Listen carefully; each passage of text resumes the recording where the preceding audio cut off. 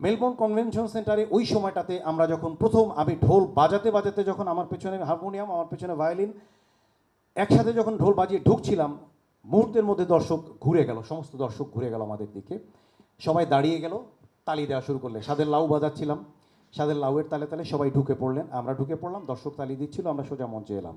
মঞ্চে এসে আমরা ঠিক 15 মিনিটের যে পারফরমেন্সটা করলাম এইডস নিয়ে, পারফরমেন্স শেষে শাবানা আজমি দৌড় দিয়ে আসলেন, আমাদেরকে জড়ায় ধরলেন। তারপরে রীতিমতো অন্যরকম একটা অবস্থা। আমি ওই দিন টের পেলাম যে পৃথিবীতে মোটিভেশনের জন্য মিউজিক্যাল সেগমেন্ট, মিউজিক্যাল ইনস্ট্রুমেন্ট এর চেয়ে বড় টুলস হতে পারে না। তখন থেকে আমার ভাবনা ছিল যে আমি যেহেতু অ্যাওয়ারনেস ক্যাম্পেইনিংয়ের কাজ করছি, কাজ করতে করতে আমি তো এটাকে ব্যান্ড যদি করি তখন এটা সমস্বরে বলতে পারি।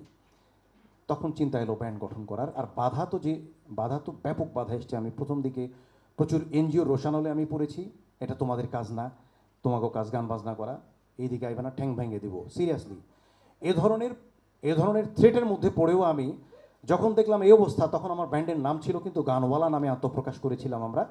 তখন আমি ব্যান্ডের নাম চেঞ্জ করলাম, নাম নিয়েও একটা জটিলতা দেখা দিল।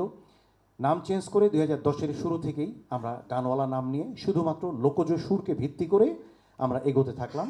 নেপথ্যে আমাদের তো সামাজিক সংকট ছিলই।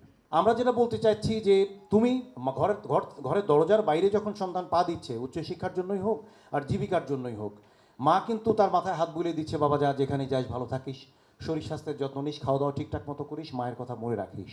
আমরা নকশি কথা বলতে চাচ্ছি যে এই মায়েরাই, এই বাবারাই, এই অভিভাবকেরাই বলবেন, বাবা যা, যেখানে যাস ভালো থাকিস, শরীর স্বাস্থ্যের যত্ন নিস, খাওয়া দাওয়া ঠিকঠাক মতো করিস, মায়ের কথা মনে রাখিস, আর আর দেশের দিকেই নজর রাখিস। নজরটা তুই যাই করিস না কেন, 10 বছর পড়াশোনা করে আমেরিকা অস্ট্রেলিয়া, কোনো সমস্যা নাই, দেশেই যেন ফিরে আসিস, তোর মেধাটাকে যেন দেশের কাজে লাগাস। আমি যদি বলি এভাবে, এটা কি আমার প্রতিবাদের ভাষা নয়? আমি বলছি যে তোমরা সবাই চলে যাচ্ছ, কিন্তু আমি আমার সন্তানকে বলছি ফিরে আসো।